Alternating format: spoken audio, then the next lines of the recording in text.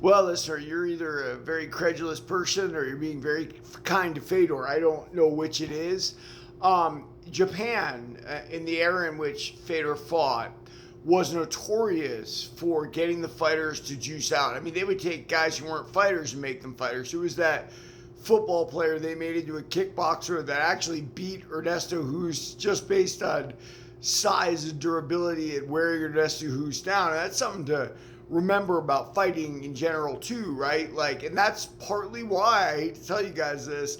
In the UFC, there's a weight limit in the heavyweight division. Something in boxing there's never been, and in wrestling there's never been. It's because they didn't want some guy who was a giant blob to run in there and defeat somebody who was thought of as a heavyweight champion. Kind of thinking ahead to see what it would be, especially during those early times, right, when the heavyweight division was maligned. Remember, they had to buy Strikeforce to even get the heavyweights that were just in a tournament over there. That was like the world-class tournament. Imagine like Scott Coker with two places, Missouri and the Bay Area, has the best heavyweights in the world, like 8 of them, and the UFC has none. I mean, go figure, business.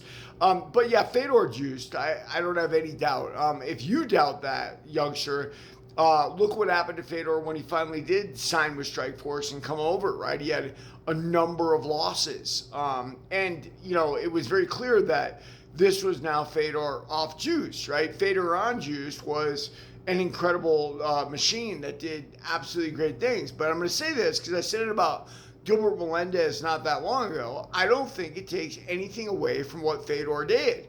And what that other listener said, and I'm going to answer him on my own, I think Fedor is the greatest heavyweight of all time too, right? Like heavyweight division had a real struggle, the one we just talked about when Strikeforce said the best heavyweights in the world, the UFC had to resort to buying them to cancel that.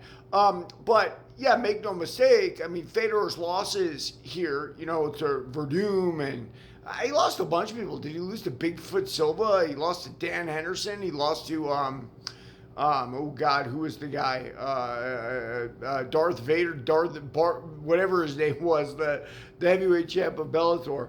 But the point is, Fedor was in juice, in pride, and he had that incredible run.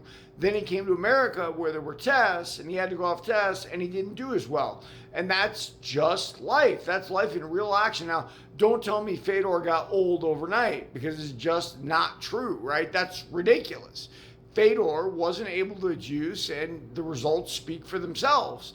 And that's how powerful juice is, guys. I go into that in my book, right? Like, juicing takes you and makes you into like a different human, if you will. You're more durable. Your hand-eye coordination's better. You're faster. You're stronger. You hit harder. All of the above. So it makes you into a better athletic human. And Fedor definitely juiced, youngster. I'll tell you that for sure. Like and follow for more on the Fight Game.